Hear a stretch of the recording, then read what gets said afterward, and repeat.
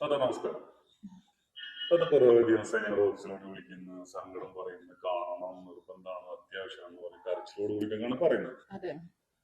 ഇപ്പോൾ ഇത്തവണ ഞങ്ങളുടെ ഓഫീസും തെരഞ്ഞെടുപ്പിച്ച് വന്നു. ഞങ്ങൾക്ക് ഇവിടെ കുറെ വർക്ക് ഉണ്ടായിരുന്നു അത് വരെ. പക്ഷെ ഇത്തവണയ്ക്ക് എന്തോ ഞങ്ങളോട് പ്രധാനപ്പെട്ട എന്തോ കാര്യം പറയാനുണ്ടെന്ന് മനസ്സിലായി. പറയാനുള്ളത് അതെന്താണ് കാരണം? പറയാനുള്ളത് ജനങ്ങൾ അറിയണം. മാത്രല്ല, ഇന്നെ പോലൊരവസ്ഥ ഇനി ഒരു ഉമ്മാക്കും ഉണ്ടാവാൻ പാടില്ല. ഓക്കെ, കാരണം കാരണം ഞാൻ ആട്ടുനോറ്റ് വളർത്തിയ എൻ്റെ മോൻ തന്നെയാണ് അതിന്റെ കാരണം. എൻ്റെ മോനെ കുറിച്ചാണ് എനിക്ക് ഇങ്ങോട്ട് പറയാനുള്ളത്. മോനെ പറ്റിയിട്ട് മോനെ പറ്റിയിട്ടാണ് പറയാൻ. പറഞ്ഞോ, നമുക്ക് ടെലികാസ്റ്റ് ചെയ്യാം. എൻ്റെ മോക്കും ഒന്നും നൽകില്ലല്ലോ. ഇല്ലില്ല, മുഖമൊന്നും വരില്ല, നമ്മൾ അത് ക്ലിയർ ചെയ്യാം. ആ മുഖം വരുന്നതേ പറയില്ല, പറയാൻ. എൻ്റെ മോന്റെ പേര് ഞാൻ പറയണില്ല. ഓനിക്ക് ഇപ്പില്ല, ഞാൻ മാത്രമേ ഉള്ളൂ. ഓന് വളരെ ചെറുപ്പത്തിലാണ് ഓൻ്റെ ഉപ്പ മരിച്ചുപോയി. പിന്നീട് ഞാൻ ഒരുപാട് കഷ്ടപ്പെട്ടിട്ടും പിന്നെ എൻ്റെ ആൾക്കാരൊക്കെ നോക്കിയിട്ടാണ് ഞാൻ ഓനെ വളർത്തി കൊണ്ടുവന്നത്. അങ്ങനെ ഓനെ പഠിക്കാനായിട്ട് ഞാൻ പ്ലസ് ടു കഴിഞ്ഞതിന് ശേഷം ഒരു കോഴ്സിന് വേണ്ടിയിട്ട് ചേർത്ത് ഹോസ്റ്റലിലാക്കി. പുറത്ത്.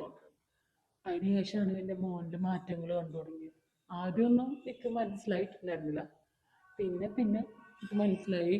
എൻ്റെ മോന് എൻ്റെ അടുത്ത് ഉണ്ടായിരുന്ന കാലത്തുള്ള പോലെയല്ല ഇപ്പോൾ ഉള്ളത്. ഒരുപാട് മാറ്റം വന്നിട്ട് ഓൻ വേറൊരാളായ പോലെയാണ് ഇപ്പോൾ. ഒരാൾ പറഞ്ഞാൽ അനുസരിക്കൂല. മാത്രമല്ല, നമ്മളെന്തെങ്കിലുമൊക്കെ പറയുമ്പോൾ എനിക്ക് ഭയങ്കര ദേഷ്യമാണ്. അംഗീകരിക്കാൻ ഓൻ തയ്യാറില്ല. ഒരു കാര്യം ഓൻ അംഗീകരിച്ചു തരില്ല. പൈസ ആവശ്യപ്പെടും, കിട്ടിയില്ലെങ്കിൽ എന്നെ ഉപദ്രവിക്കും. അതൊക്കെ പിന്നെ ഞാൻ സഹിച്ച് എന്തായിക്കോട്ടെ. പക്ഷെ ഓൻ്റെ പോക്ക് അത് നല്ല രീതിയിലല്ല എന്നൊക്കെ തോന്നി. ഞാൻ കുറേ ഉപദേശിച്ചു കൊടുത്തു. എനിക്ക് എത്ര ഉപദേശിച്ചാലും ഓൻ അങ്ങോട്ട് നേരാവണില്ല. കോളേജ് ഹോസ്റ്റൽ എന്ന് പറഞ്ഞല്ലോ, അപ്പോ അവിടുന്ന് ടീച്ചേഴ്സോ മറ്റേ കൂടെ പഠിക്കുന്നവരോ അങ്ങനെ എന്തെങ്കിലും വിഷയങ്ങൾ ഉണ്ടെങ്കിൽ അവരെ അറിയിക്കൽ അവരുടെ കടമയാണല്ലോ. അങ്ങനെ വല്ല റിസൾട്ടും നിങ്ങൾക്ക് വന്നിട്ടുണ്ടോ? ഞാനും എൻ്റെ ടീച്ചറെ കോണ്ടാക്ട് ചെയ്യാനായിട്ട് ശ്രമിച്ചിട്ടുണ്ടായിരുന്നു. പക്ഷെ അവർ പറഞ്ഞത് കോളേജിൽ അവനെ പറ്റി യാതൊരു നെഗറ്റീവും ഇല്ല. എല്ലാവർക്കും ഇഷ്ടമുള്ള കുട്ടിയാണ്, പഠിക്കുന്ന കുട്ടിയാണ്. ഹോസ്റ്റലിൽ അന്വേഷിച്ചപ്പോഴും കുഴപ്പമൊന്നുമില്ല. പക്ഷെ ഇത് എവിടുന്നാണ് ഈ പഠിച്ചതെന്നുള്ളത് അറിയില്ല. എൻ്റെ മോൻ്റെ ബാഗിൽ ആദ്യമായിട്ട് കിട്ടുന്നത് ഒരു പഞ്ചസാര തരി പോലത്തെ ഉള്ള ഒരു പാക്കറ്റ് ആയിരുന്നു. പഞ്ചസാര തരി പോലെ, ഉപ്പിന്റെ ഒക്കെ തരി പോലത്തെ ഒരു പാക്കറ്റ്. അതെന്താന്നുള്ളത് എനിക്കിപ്പോഴും അറിയില്ല. റബ്ബാണൊക്കെ അറിയില്ല എന്താണ് സംഭവം എന്നുള്ളത് അറിയില്ല. പക്ഷെ എൻ്റെ മോനത് എന്തിനാണ് ഉപയോഗിക്കുന്നത് എന്നുള്ളത് ഓന് ഓൻ്റെ അത് ഉപയോഗിച്ച് കഴിഞ്ഞ് പിന്നെ ഓൻ്റെ മട്ടും മാതിരിയൊക്കെ മാറി. ഓൻ കണ്ണൊക്കെ ഇങ്ങോട്ട് അടഞ്ഞു പോവും. കണ്ണൊക്കെ ഇങ്ങോട്ട് ചോക്കും ആദ്യം. കണ്ണൊക്കെ അടഞ്ഞു പോവുക. ഈ കള്ളുടിച്ച് കഴിഞ്ഞാൽ ആൾക്കാരെ നമ്മൾ കണ്ടിട്ടില്ലേ, അതുപോലത്തെ കാര്യങ്ങളാണ്. ഇത് കുറേ ദിവസം ഇങ്ങനെ തുടങ്ങിയിട്ട്. അപ്പൊ ഇത് ഈ പൊടി മാത്രം നമ്മൾ വേറെ എന്തെങ്കിലും? ആദ്യമൊക്കെ പൊടി മാത്രമേ ഞാൻ കണ്ടുള്ളൂ. പിന്നെ പിന്നെ പല സാധനങ്ങളും കണ്ട്. അതായത് ഈ കഞ്ചാവിന്റെ ഇല ഉണങ്ങിയതൊക്കെ അത് എന്താ പറയാ, ചിലപ്പോ കാണാൻ ബീഡിയുടെ ഉള്ളിലാക്കിയിട്ട് ഇരിക്കുന്നുണ്ടാവും. എൻ്റെ മോനൊരു സിഗരറ്റ് വലിയോ അല്ലെങ്കിൽ പുറത്തുനിന്ന് ഒരു ചായ പോലും മേടിച്ചു കുടിക്കാത്ത കുട്ടിയായിരുന്നു. എൻ്റെ കയ്യിൽ നിന്ന് പോകുന്നത് ഏരിയ കുട്ടി അങ്ങനെയായിരുന്നു. പക്ഷെ ഇപ്പൊ അങ്ങനല്ല. വീട്ടിലേക്ക് നേരം പോലെ വരില്ല. ഇനിയിപ്പോ നാട്ടിൽ വന്നാൽ തന്നെ വീട്ടിലേക്ക് നേരം പോലെ വരില്ല. കൂട്ടുകാരുടെ കൂടെ കറങ്ങി നടക്കുക. 10-12 മണിക്കും ചിലപ്പോ കയറി വരും, ചിലപ്പോ വരില്ല. വരുമ്പോ സ്മെല്ല്, അങ്ങനെ കഞ്ചാടിച്ചിലൊക്കെ നല്ല സ്മെല്ല് ഉണ്ടാവും. അത് നിങ്ങൾക്ക് ഇതുവരെ അനുഭവിക്കാത്ത സ്മെല്ല് ഉണ്ടാവുമല്ലോ. ആദ്യമൊക്കെ എന്തോ ഒരു മണം പോലെ തോന്നിയിരുന്നു. അപ്പൊ ഞാൻ ചോദിച്ചപ്പോ പറഞ്ഞ ബാർബർ ഷാപ്പിലായിരുന്നു. അവിടുത്തെ സ്പ്രേയാ മറ്റേ ഷേവ് ഒക്കെ ചെയ്ത് കഴിഞ്ഞാലൊക്കെ തേക്കണ അതാണ്, പിന്നെ പൗഡറാണ് എന്നൊക്കെ എന്നോട് പറഞ്ഞിട്ടുണ്ടായിരുന്നു. ഈ സത്യം പറഞ്ഞ ഇതിന്റെ മണം അറിയില്ലായിരുന്നു. ഇതിന്റെ കുടിയിൽ ആരും ഇത് ഉപയോഗിക്കുന്നുണ്ടായിരുന്നില്ല. പിന്നെ എന്നും എന്നും ഇങ്ങനെ കണ്ടപ്പോഴാണ് ഞാൻ ഇവനെ വാച്ച് ചെയ്യാൻ തുടങ്ങിയതും പിന്നെ ഇവന്റെ റൂമൊക്കെ ഞാനിങ്ങനെ നോക്കിയതും. അപ്പൊ നോക്കുമ്പോഴാണ് ഒരു കൊല പോലത്തെ ഉണങ്ങിയിട്ടുള്ളത് കിട്ടിയപ്പോ അതൊക്കെ എന്തോ ഒരു പന്തികേട് തോന്നി. ഞാൻ മണത്ത് നോക്കിയപ്പോഴാണ് ഇവനെ ഈ ഒരു മണമാണല്ലോ ഉണ്ടാവല് എന്നുള്ളത് മനസ്സിലായത്. പിന്നീട് ഞാൻ എന്ത് ചെയ്തു, വേറൊരു ദിവസം അത് ഞാൻ അവിടെ തന്നെ വെച്ച് ഞാൻ മുണ്ടിയില്ല. പിന്നീട് പിറ്റേ ദിവസം കണ്ട് ഞാൻ നോക്കിയപ്പോൾ അതൊരു ബീഡിക്കുള്ളിലായിട്ട് അതിങ്ങനെ പിടിച്ചിങ്ങനെ വെച്ചിട്ടുണ്ട്. പിന്നെ എൻ്റെ കണ്ണിന്റെ മുമ്പിൽ എൻ്റെ മോന് മറിഞ്ഞിരുന്നിട്ട് വലിക്കണതും ഞാൻ കണ്ട്. അപ്പൊ എനിക്ക് മനസ്സിലായി ഇത് കഞ്ചാവാണ്. എൻ്റെ മോനി വലിക്കണത് കഞ്ചാവാണെന്ന് എനിക്ക് മനസ്സിലായി.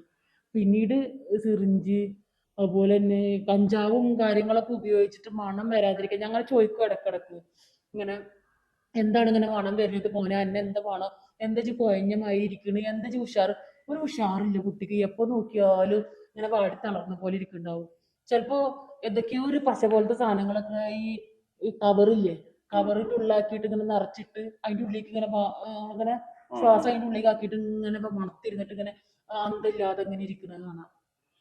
അപ്പോ ഇങ്ങനെ ഇപ്പൊ കഞ്ചാവും മറ്റേ പഞ്ചസാര പോലത്തെ പൊടി എന്നും പറഞ്ഞല്ലോ, അങ്ങനെ പറയുകയാണെങ്കിൽ ഇപ്പൊ MDMA ആവാനാണ് ചാൻസ് കൂടുതൽ. അങ്ങനെയാണെങ്കിൽ ഇതിന് ഉറവിടം കിട്ടണം നിങ്ങൾ പോലീസിനെ ജസ്റ്റ് ഇൻഫോം ചെയ്യായിരുന്നു. എനിക്ക് പേടിയാണ് മോനെ. ഞാൻ ഒരുപാട് ഞാൻ നേരത്തെ പറഞ്ഞു ഞാൻ എത്രയോ കഷ്ടപ്പെട്ട് വളർത്തിയത് അറിയോ. ഇവരൊരു കരക്ക് എത്തിയിട്ട് വേണം എനിക്കൊന്ന് നേരം പോലെ ഇരിക്കാൻ. ഇന്ന് ഞാൻ കുടിപ്പണി ചെയ്തിട്ടാണ് വരുന്നത്. മോനിക്ക് 19 വയസ്സ്. 19 വയസ്സിലെ ഇങ്ങനെ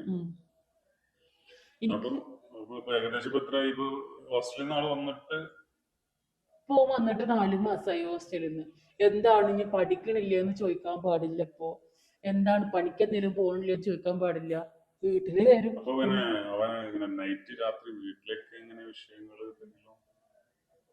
വീട്ടില് ഞാനും ഓനും കൂടിയിട്ട് ആദ്യമൊക്കെ ഒരു റൂമിലേക്ക് കിടന്നിട്ടുണ്ടായിരുന്നു. പിന്നെ ഓനോടുള്ള പെരുമാറ്റ രീതി മാറിയപ്പോ ഞാൻ വേറെ റൂമിലായി.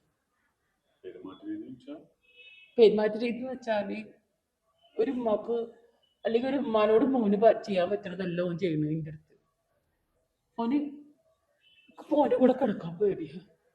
കിടക്കാനെന്ന് മാത്രമല്ല ഇക്കിപ്പോ ആ വീട്ടിന്റെ ഉള്ളിൽ തന്നെ നിക്കാൻ പേടിയാ. ഓൻ വരിക വന്നു കഴിഞ്ഞൊക്കെ പേടിയാണ്. ചിലപ്പോ 4 കാലം കൂടി കുടിച്ച മണമൊന്നും ഉണ്ടാവില്ല. അങ്ങനെയൊന്നുമില്ല. വെറും ഈ ഇങ്ങനെയുള്ള സാധനങ്ങളൊക്കെയാണ് ഓന് ഉപയോഗിക്കുന്നത്. സിഗരറ്റ്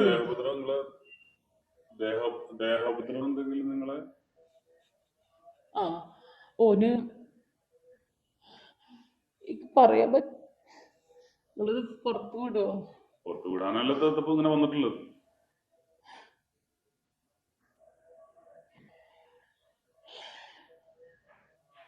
ഓന് ദേഹോദരം നടത്തിയിട്ടുണ്ട്. അടി ഒന്നല്ല കൂടുതലായിട്ട് ഒരു ഉമ്മാനോട് മോൻ ചെയ്യാൻ പറ്റുന്നതല്ല ഓൻ ചെയ്തിട്ടുള്ളത്. ഓനും വേറെ തരത്തിലാ ഉപദ്രവിക്കുന്നത്. എനിക്ക് പേടിയുണ്ട്. ശരിക്കും പറഞ്ഞ ഒരു ഉമ്മാനോട് മകൻ ചെയ്യാത്ത കാര്യങ്ങളാണ് ചെയ്യുന്നതെന്ന് പറയുന്നത്. അതെ. അറിയിച്ചൂടെ പോലീസിനെ? നിങ്ങളായിട്ട് കൗൺസിലിംഗ് ശ്രമിച്ചിട്ടുണ്ടോ? ഞാൻ ഓനെ കൊണ്ടുപോയിരുന്നു. ആദ്യ കാലങ്ങളിലൊക്കെ ഞാൻ ഓനൊരു ഡോക്ടറെ കാണിക്കാൻ ഒരു ശ്രമമൊക്കെ നടത്തി. പക്ഷെ ഓൻ വിട്ടൊന്നും തരുന്നില്ല.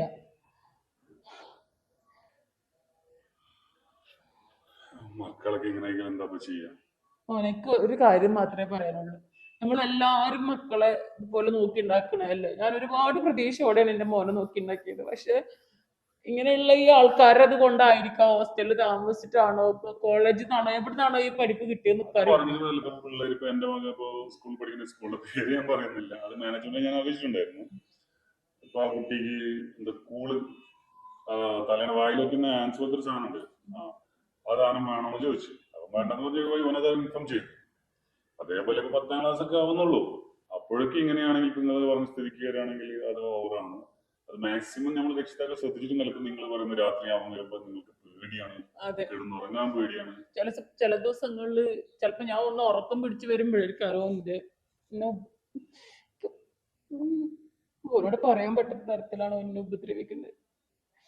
എനിക്ക് എന്റെ മോനെ എങ്ങനെയും ഒന്ന് രക്ഷിച്ചെടുക്കണം. മോനെ അതിന് എവിടേക്ക് പോകണ്ടെന്ന് അറിയില്ല. പക്ഷെ പോലീസിനൊക്കെ പേടിയാണ് എന്റെ കുട്ടിനെ എന്തെങ്കിലുമൊക്കെ ചെയ്താലോ. ചെയ്യുന്നതല്ല അവർ കൗൺസിലിംഗിന് പറഞ്ഞുള്ളൂ. പേടിച്ചിട്ട് കാര്യമില്ല. കാരണം നിങ്ങളും പേടിച്ചിട്ടാണ് ജീവിക്കുന്നത്. അതൊന്നില്ലെങ്കിൽ കൗൺസിലിംഗിന് പറഞ്ഞേക്കും, അതൊക്കെ ചെയ്യുള്ളൂ. പിന്നെ ഇവർക്ക് ഈ സാധനങ്ങൾ എവിടെ നിന്ന് കിട്ടുന്നതെന്ന് കണ്ടുപിടിക്കും. ആരോ ഒരാൾ വണ്ടിമേൽ ഇങ്ങനെ ഇടയ്ക്ക് വരുന്നത് കാണാം. പക്ഷെ നമ്മളെ മുമ്പിലേക്ക് അവരെത്തിക്കൂല. അതുപോലെ തന്നെ പൈസ ഒന്നും വെച്ചാൽ കാണില്ല മോനെ. ഞാൻ പണിക്ക് പോയി തിരിച്ചു വന്നിട്ട് പൈസ അവിടെ വെച്ചിട്ടുണ്ടെങ്കിൽ കാണില്ല. ചിലപ്പോ റേഷൻ കടയിൽ പോകാനുള്ള പൈസ അവിടെ വെച്ചിട്ടുണ്ടാവും, അത് കാണില്ല. ഒരു മാറ്റമില്ല. അങ്ങനെ തന്നെയാണ് നടക്കുന്നത്. ഒരു മാറ്റമില്ല. ഇപ്പൊ കൗൺസിലിങ്ങിന് വരൂല. ഇക്കൊരു പ്രശ്നമില്ല. ഞാനെന്താ ഭ്രാന്തനാണെന്നാ ചോദിക്കുന്നത് എന്നോട്. മോനെ ഒന്ന് വായ, നമുക്കൊന്ന് ഡോക്ടറെ അടുത്ത് പോവാ, നമുക്ക് അങ്ങനെ ചെയ്യാന്ന് പറഞ്ഞാൽ കേൾക്കൂല. അതും ചിലപ്പോ ഞാനിപ്പോ ഇങ്ങനെ പകലാണ് ഞാൻ പറഞ്ഞിരുന്നുണ്ടെങ്കിൽ രാത്രി ആയി കഴിഞ്ഞിട്ട് ഇതൊക്കെ ഇങ്ങനെ ഉപയോഗിച്ച് വന്നിട്ട് അന്തല്ലാതെ വന്നിട്ട് പിന്നെ എന്നെ നാളെ ചെലവല്ലേ ചെലവ് വെച്ചിട്ട് തലക്കടിച്ചത്. എന്നിട്ട് ഞാൻ കുറച്ച് ദിവസം ആസ്പത്രിയിലൊക്കെ ഇരുന്നു. അപ്പൊ ഇനിയിപ്പോ നാട്ടുകാരുടെ മുന്നിലാണ് നമുക്ക് പറയാനുള്ളത്, മക്കളെ നന്നായി ശ്രദ്ധിക്കുക. അതെ, അത്ര തന്നെ. ദൂര സ്ഥലങ്ങളിലൊക്കെ ദൂര സ്ഥലങ്ങളിൽ പോണ മക്കള് നമ്മളൊരു കണ്ണിന്റെ വട്ടത്തിൽ തന്നെ എപ്പോഴും മക്കൾ ഉണ്ടാവാനായിട്ട് ശ്രമിക്കുക.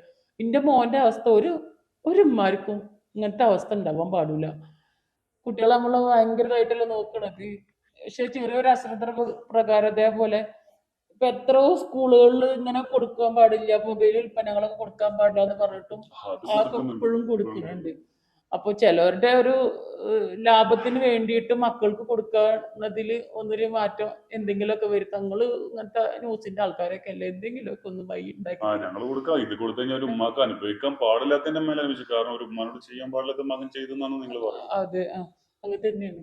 അപ്പൊ നമുക്ക് എന്തായാലും നമുക്ക് ന്യൂസ് കൊടുക്കാം, വീഡിയോ കൊടുക്കാം. മോനിത് കൊടുക്കണം, കൊടുത്തിട്ട് എല്ലാരോടും പറയണം മോനെ. എനിക്കിത് അതാണ് ഞാൻ നിങ്ങളെ ഈ നമ്പറൊക്കെ തേടി പിടിച്ച് വിളിക്കാൻ പക്ഷെ ഓൻ വരില്ല മോനെ. എനിക്ക് മോനെ പേടിയാണ്. പക്ഷെ അപ്പൊ എല്ലാരും അറിഞ്ഞ നാണക്കെടുത്തൊക്കെ നൈറ്റ് വരാം, പോലീസിനും കൂടി നൈറ്റ് വരാം. അപ്പൊ പിന്നെ പ്രശ്നമില്ല. അപ്പൊ നമുക്ക് ശരിയാക്കാം.